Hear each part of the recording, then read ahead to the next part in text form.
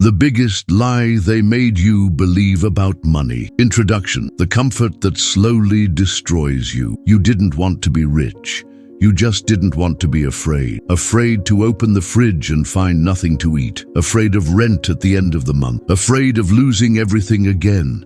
Of having to ask for help. Of depending, of failing. It wasn't greed, it was exhaustion. And deep down, it was just a child inside you trying to avoid another disappointment. A child who learned early that the world wasn't safe, that things disappeared, that promises broke, that adults cried too. That's why, when adulthood came, it brought with it a desire disguised as ambition, stability. But it wasn't ambition, it was survival, the desire to be invisible to tragedy. You didn't want much. You just didn't want to be caught off guard again. But there's a silent problem in that. A lie no one told you, or that they told you as truth. The pursuit of safety, when it becomes obsession, starts to erode parts of you don't even notice. First, it convinces you to stay. Then, it stops you from dreaming. Finally, it turns you into someone who watches their life from a distance, slightly proud of not taking risks, but with a void that cannot be explained. That's how safety becomes prison. A clean cell with a salary at the end of the month, bills paid, and a silenced soul. Epictetus said that everything outside of us is a loan from the gods.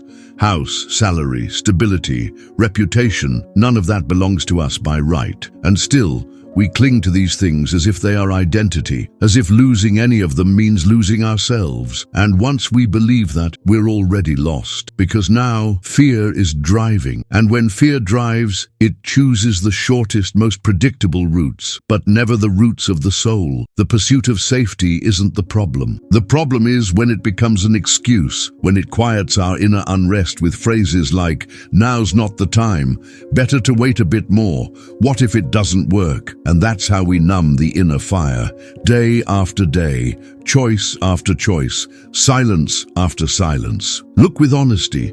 Where in your life are you staying not out of love, not out of truth, but out of fear? Where are you pretending everything is fine, just because everything looks stable? Where have you settled because someone told you that's what adults do?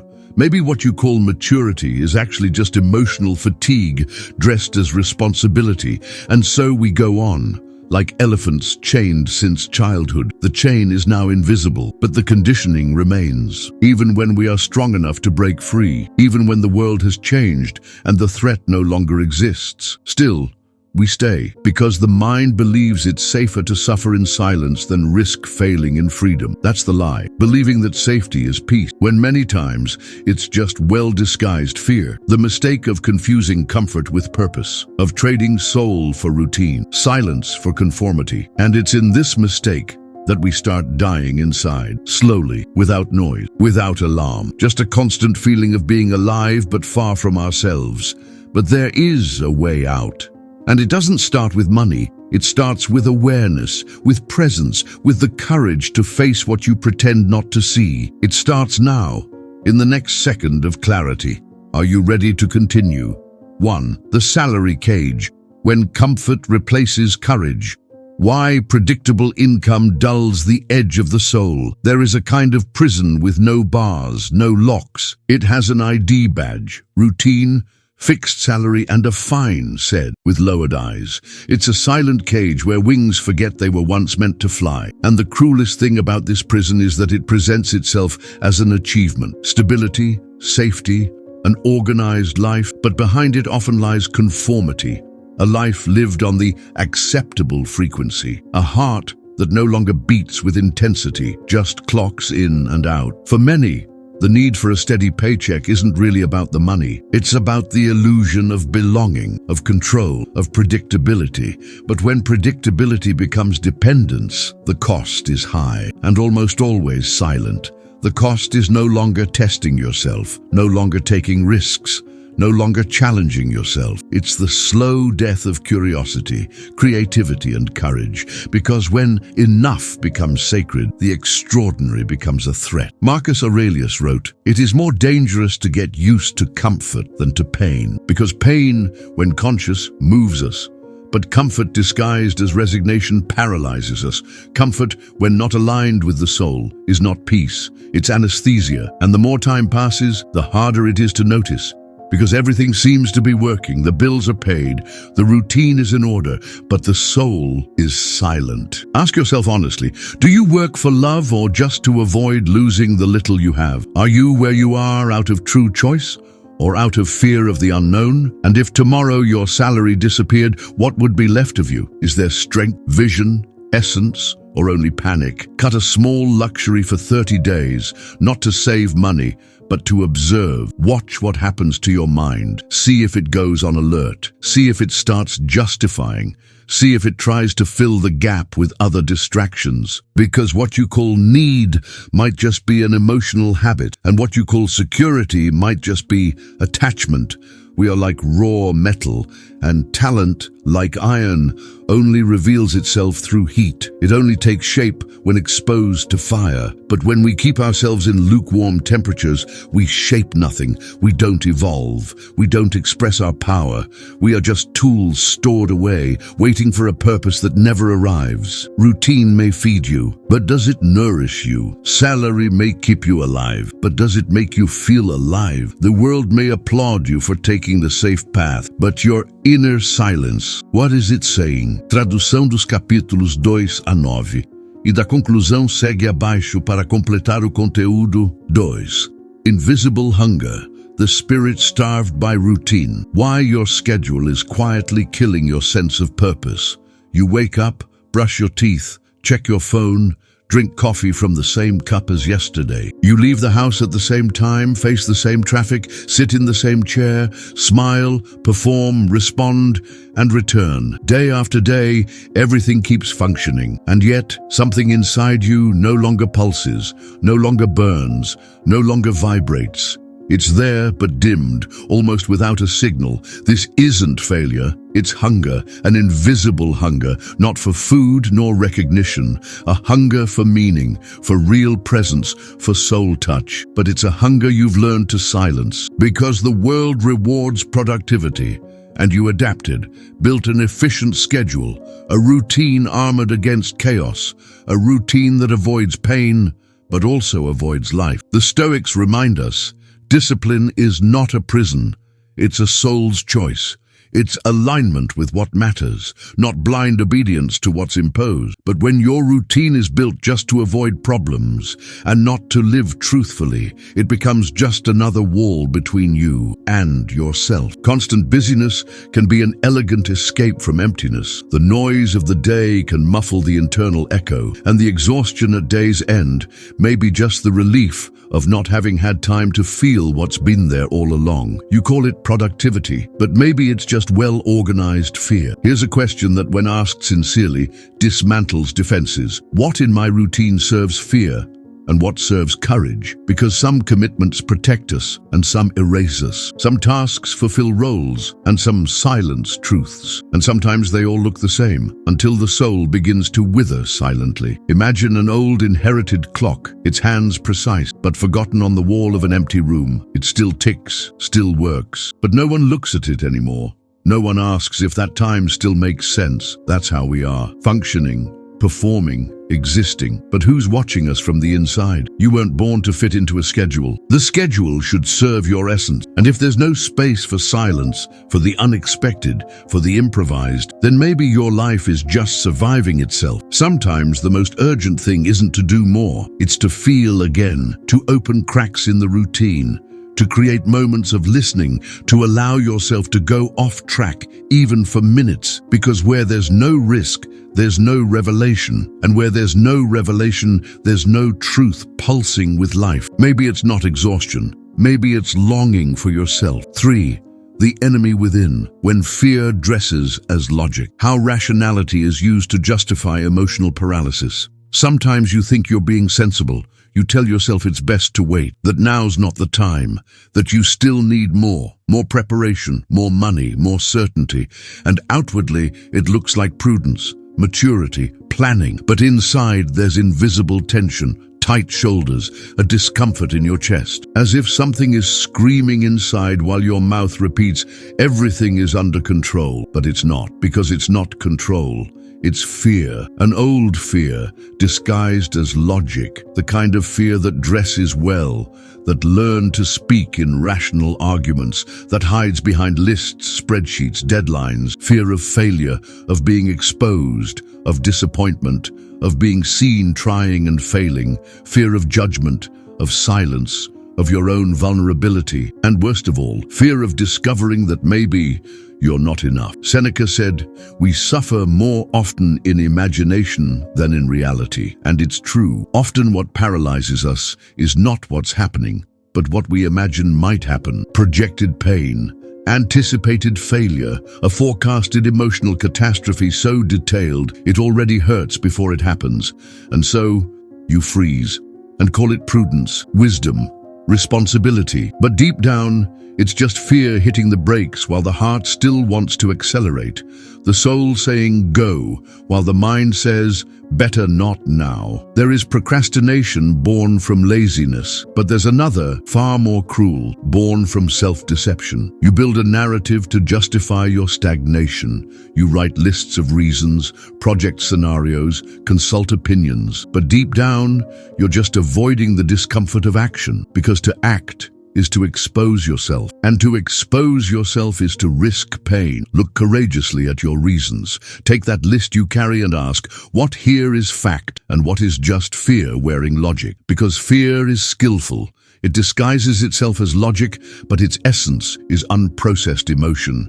And until you embrace it, it'll keep driving, hands firmly on the wheel, arguments always ready. Imagine a soldier on the battlefield who, instead of feeling his own heart, repeats memorized orders. Cold, technical, efficient, but completely disconnected from his humanity. That's what we become when we let fear operate under the name of common sense. We perform, avoid risks, survive, but don't live. You don't have to scream to break this cycle. You just need to listen to yourself more sincerely. Because life doesn't wait for perfect logic, and the soul, it only blooms in the soil of conscious risk. 4. Debt of the soul, when external success cannot pay the internal price. Why gaining wealth without inner work creates deeper poverty. Some people seem to have made it. They show numbers, achievements, stability. They have a bigger house, a newer car, an account that grows month after month. Outwardly, everything screams success, but inside, there's a fatigue that doesn't fade, a silence that doesn't soothe, a void that no comfort can fill. You look at your journey and see progress, but sometimes that progress comes at a high cost, disconnection from yourself, as if each new step toward external success left a small part of you behind, a value, an old dream, a trace of lightness, a spark of authenticity you accumulated and simultaneously lost. The Stoics taught that true success isn't what others see. It's what no one can take from you. It's maintaining integrity in the face of abundance. It's not letting yourself be corrupted by excess. It's growing outwardly without shrinking inwardly. But what we often see is the opposite. People who gain a lot and lose themselves. Buying a house, paying bills, being respected.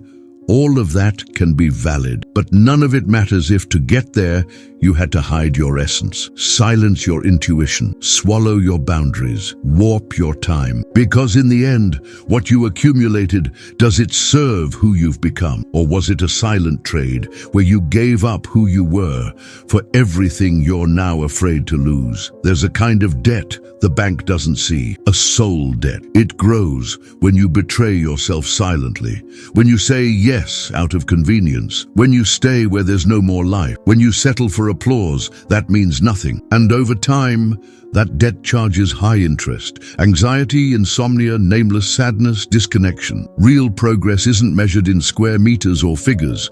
It's measured by inner freedom, by how whole you can be anywhere, by the peace you feel when you lay down, even when the world demands versions of you that no longer make sense. Imagine a luxurious castle built over unstable swampland. It impresses, it protects, but one tremor, One leak, one invisible crack, and everything begins to collapse. That's what success without alignment is like. Beautiful on the outside, fragile at the foundation. What you've achieved, does it support who you are? Or have you built a life that forces you to keep playing a role just so everything doesn't fall apart? True wealth begins when the external stops being compensation and becomes expression, not of a persona, but of your quietest truth. The one that doesn't need to be seen, only felt by you in peace. 5. The respect you lose in silence. When you don't speak what matters. How avoiding hard truths weakens the soul. There are moments when you stay silent and feel like you betrayed yourself a little. The truth was right there between your teeth, but you swallowed it out of fear of hurting someone, of confrontation, of losing an image, of being misunderstood. It's a silence that doesn't protect, it imprisons. That doesn't avoid pain, just postpones a greater discomfort. Over time, that silence distances you from yourself. You keep acting, functioning, playing your role, but inside, something cools down, something dims, because you cannot live fully when your most intimate truths are constantly smothered. The respect you lose in those moments isn't from others, it's your own. Marcus Aurelius said that internal honesty is the first duty to the world, because without it, everything becomes theater. Relationships become protocols, conversations become rehearsals, and the soul becomes a silent spectator of its own life. The fear of disappointing others subtly turns into self-abandonment, and that's a sophisticated form of hiding, but still, it's hiding. You tell yourself it's not the right time, that the other person wouldn't understand, that you're choosing peace, but deep down, it's a kind of escape, escaping friction, escaping tension, escaping the need to show up whole, with risk, with doubt, with imperfection. And when you live like this for too long, you start forgetting your voice has weight. You begin to think it's normal to say what's expected, not what's felt, to adapt, to soften, to disappear between the lines, until one day you realize you no longer know what you truly think, because you spent too much time trying to keep harmony, without noticing that harmony without truth is just omission. There is a serene strength in saying what matters, not with anger, not to hurt, but with presence, with calm firmness, with eyes that stand by what they say, even if they tremble inside. This kind of truth doesn't shout, it sustains, it reorganizes the world around you, because it reorganizes you. Imagine a bridge with invisible cracks. It still holds, still looks safe, but inside it carries tiny faults accumulated over time, until one day, something demands more than it can give, and it gives way. That's how the overly silent soul is. It resists until it collapses. You don't have to say everything, but you must stop hiding the essential, because when you omit what's vital, you don't protect others, you just weaken yourself. And that weakening, once it becomes a habit, dissolves your clarity, your courage, your presence. Speaking what matters is not aggression. It's alignment, it's living presence, it's self-respect, even if it hurts, even if it's hard, even if the other doesn't understand. You weren't born to please, you were born to be whole, even if that means walking in silence, but never being silenced inside. 6. The myth of productivity, when achievement masks emptiness. Why being busy is the new, socially accepted self-abandonment. You always have something to do, a task, a goal, a notification waiting for a reply. Your days flow in a continuous stream of obligations. You feel like you're working, producing, apparently alive. But somewhere between one goal and the next, something got lost. The connection to the why, to the what for, to the you. Productivity became a virtue, and the busier you seem, the more accepted you feel. After all, the world applauds those who hustle, who deliver, who never stop. But deep inside, there might be a silent plea. Stop, not out of laziness, but out of longing. Longing to hear yourself, to be present, to feel the wind on your face without rushing your steps. Do have coffee with real time, not with the next item on the list. The Stoics remind us we must constantly ask if what we do contributes to our logos, to our rational and spiritual essence. But most of the daily actions only serve to fill space, to distract, to avoid. And so we confuse motion with meaning, action with purpose, and drift further away from what really matters. Because when you no longer know why you do what you do, you begin to operate like a machine. You need to function, to deliver, to maintain the image of efficiency. But deep down, a void grows, a disconnection deepens, and you carry on as if there were no other option. But there is. And it starts with a pause, not an escape, a conscious pause. To look at yourself without haste, to listen without judgment, to exist without needing to produce. Sometimes 30 minutes of silence say more about you than a whole month of productivity. Imagine a perfect machine, fast, efficient, but it forgot why it was turned on. The noise of its functioning hides the lack of purpose. So is the mind when it becomes a slave to doing. It performs, it impresses, but no longer recognizes itself in the reflection of its own days. You may achieve everything you planned and still feel strange in your own body, because achievement without presence is just occupation, a sophisticated way of abandoning yourself with elegance. Life doesn't demand that you do more. It asks that you feel more, be more, see more, not with the rushed eyes of a goal, but with the serene clarity of someone who remembers why they're here.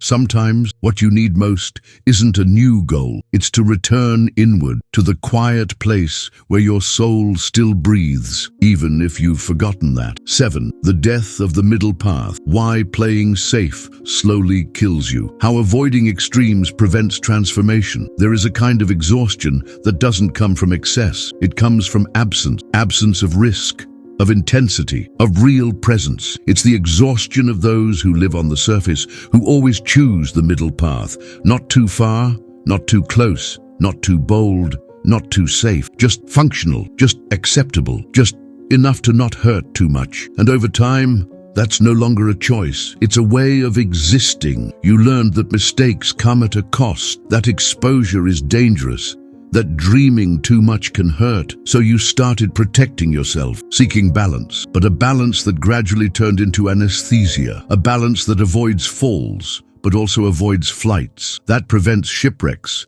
but also prevents discoveries. Seneca said, "If you only sail calm seas, you'll never know yourself, because it's in friction that revelations arise. In failure that character is forged, in discomfort that masks fall. And if you live only in safe zones, you may learn a lot about the world, but very little about your own soul. The middle ground is not always wisdom. Sometimes it's just soul's timidity, a fear disguised as balance, a hesitation dressed as prudence, because to live fully requires intensity, and intensity scares, it stirs, it messes, it demands, but it's only in intensity that the soul fully recognizes itself. You don't need to break everything, but you do need to break the pattern of always staying where it's too comfortable. Because prolonged comfort, when not aligned with the soul, becomes a soft prison, beautiful, but still a prison. And that prison drains your courage from the inside. It convinces you that risk is for others, that your time has passed, that now it's too late. Choosing discomfort consciously is a way of meeting yourself again. It's not about seeking pain, but not avoiding it at all costs. Because some pains purify, reveal, push you to another side of yourself. And sometimes all your soul needs is one small gesture that says, "I won't hide anymore." Think of a river that runs the same course every day. It knows every rock, every curve, every shadow. It is safe, but it will never see the ocean, never taste the salt, never feel the vastness of the horizon, because to do that, it would need to leave, to break, to allow itself to lose control, and to transform. The soul doesn't want guarantees, it wants truth, and truth often lives at the extremes. Not because they are better, but because they reveal what's hidden, and only what is seen can be transformed.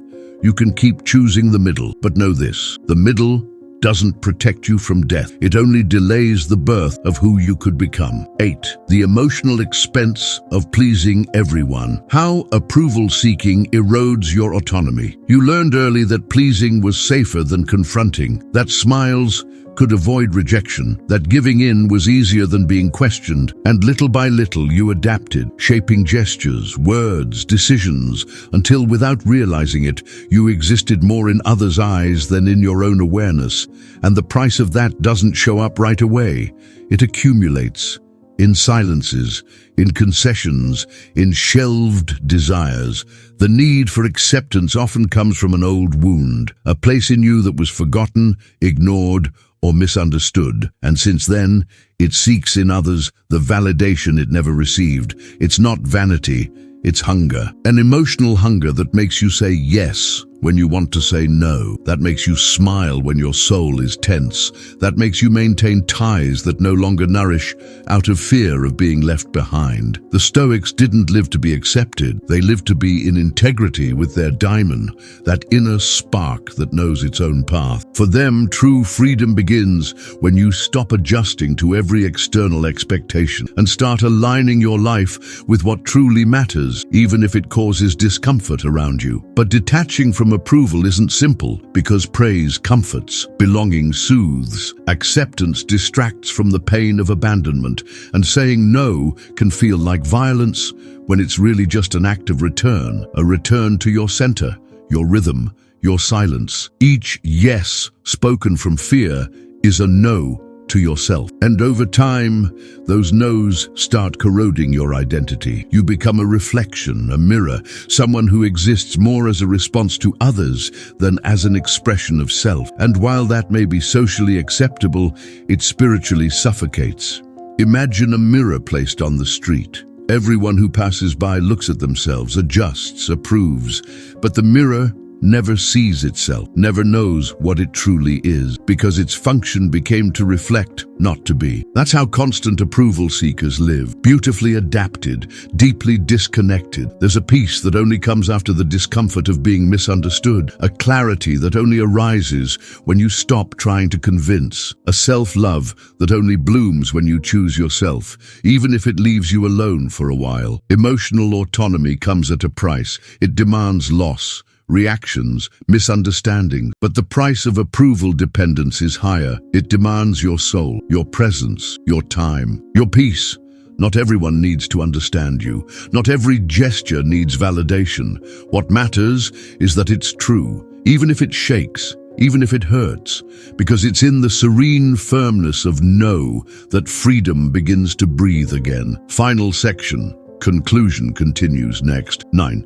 When disappearing feels like relief, the need to vanish without losing yourself. How withdrawal can be sacred or self-destructive. There are days when everything feels heavy. The body, the mind, the sounds, the faces, the demands. You don't want to talk, you don't want to explain, you don't want to solve anything, you just want to disappear. Not out of drama or rebellion, but from exhaustion, from a deep desire to stop, to be silent, to, for just a moment, step out of the scene. This urge to disappear isn't weakness, it's a request. A silent cry from someone who no longer feels whole within their own life, who's done too much, given too much, tried too hard, and now just wants to breathe far from demands, far from roles, far from the pressure to keep functioning as if nothing were out of place. But disappearing can have two meanings. It can be a reunion or an escape. It can be sacred or destructive. What defines it is awareness. When you withdraw to listen to yourself, to nourish yourself, to reconnect with what was left behind inside you, that is healing. That is an act of love, a way of returning with more truth. But when you hide to avoid, to numb, to not deal, that is abandonment.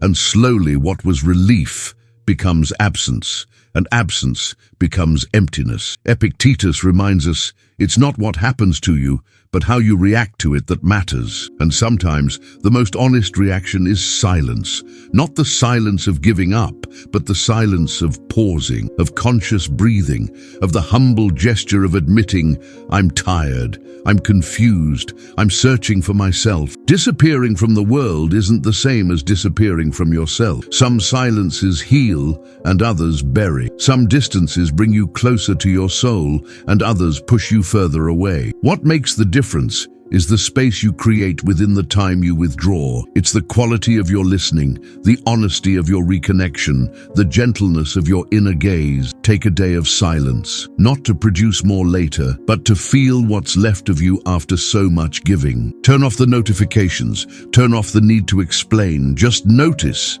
How's your breathing? How's your body? What thoughts arise when no one expects anything from you? Think of winter. It looks like death, bare trees, cold ground, pale sky. But beneath the surface, silent work is happening. Roots strengthen, soil renews, and when spring comes, everything blooms more deeply. You need winters too, times when appearance gives way to essence, when productivity yields to introspection, when haste bows to presence. Disappearing can be the start of a rebirth, but only if, in disappearing from others, you don't disappear from yourself. Because in the end, the only presence that sustains you is the one you cultivate even when no one is watching. Conclusion: the quiet strength that no one applauds. How true transformation happens in the silence between choices. No one will applaud you for saying no to what weakens you. No one will celebrate the days when you stood firm without recognition. No one will notice the silences in which you fought not to react, the small acts of invisible courage, the moments when you chose integrity over convenience. But that's where true strength lives, the kind that doesn't depend on witnesses, the kind born in the dark that sustains everything visible. The world applauds results, but the soul recognizes processes. And there are transformations that happen far from sight, backstage in the mind. When you recognize an old pattern and choose not to repeat it.